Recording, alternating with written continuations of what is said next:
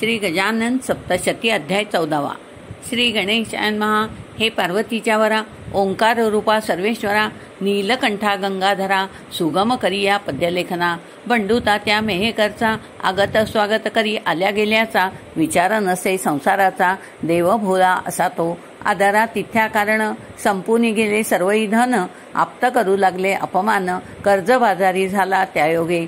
सावकार करीती तकादा, कुटुंबात अपमान सर्वदा, ठरविले त्याने व्हावे परागता, जावे हिमालयाला, ऐसा मनी निश्चय करून, जीव द्याया कारण, निघता झाला हिमालया कारण, राख अंगा फासुनी, तिकीट काढण्यास स्टेशनात गेला, तेथे एक ब्राह्मण भेटला, आताच न जावे हिमालयाला, ऐसे वदला प्रेमभराने, शेगावी असती एक संत,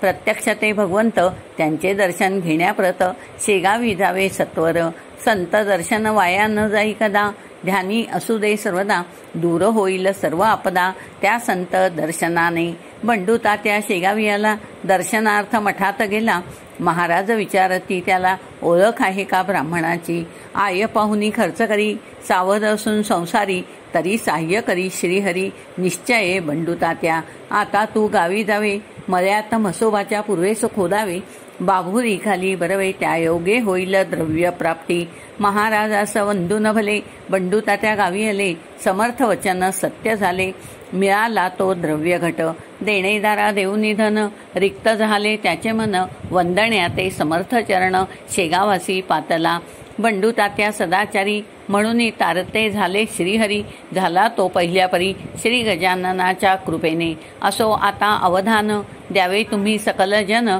तारिता कैसा गजानन, भक्तांसी सर्वदा, शेगावची मंडळी नर्मदेस निघाली, महाराजांना विनवू लागली, आपणा सवे येण्या भली, अति आग्रह करून,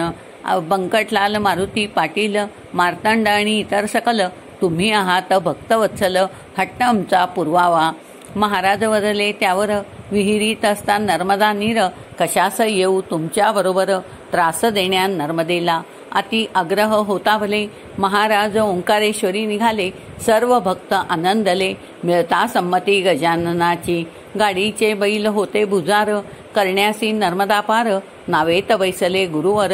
रम्य अशा ओंकारेश्वरी, नाव मध्यावर आली असता, ती खडकावर आदळता, नावेत पाणी शिरले तत्वता, सर्व जण अति घाबरले, महाराजा विनवू लागले, वाचवा आता गुरुमाऊले, आलेल्या संकटातून भले, जरी अवज्ञा झाली असे, महाराज बोलले सकलांसी, विनवा आता नर्मदेसी, वाचविण्या आम्हा सकलांसी, तुझ्या कृपा कटाक्षे, प्रत्यक्ष नर्मदा अवतरून, नेली नाव तारून, नावेच्या तळाशी हात लावून, पहिलं तिरी सुखरूप,